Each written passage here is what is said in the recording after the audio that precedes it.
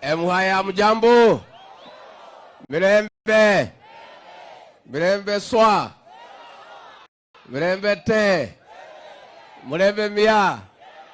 Asante sana, tumeshukuru hapa kufika. Mumeona rais wetu William Ruto? Ndio huyu? Naona kama si yeye. Naona kama si yeye. Ako wapi? Ako wapi? Asanteni sana, tumefika hapa kwa mambo ya maendeleo. Rais amekuwa hapa karibu wiki moja hapa katika magharibi. Mnataka aendelee kukaa ama rudi Nairobi? Aendelee kukaa hapa? Mtampanga namna gani akiendelea kukaa hapa? Mtampanga namna gani? Asante. Kwa hivyo tumeshukuru sana. Si hapa ndio area ya Musalia Mudavadi? Si mnajua ndio waziri wetu mkuu? Si mnafurahi mko ndani ya serikali? Na kinara wa bunge Moses Wetangula. Kuanzia mbele mtamuunga rais mkono. Watu wangapi wanasema tuunge rais mkono, tuunge rais mkono?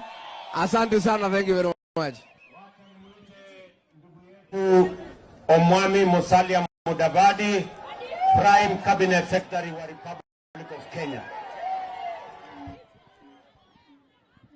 Abanyore mirembe. Luanda mirembe. Mudibaramu.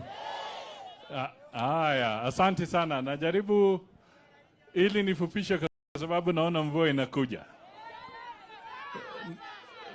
Na hiyo ni baraka. Si namna hiyo?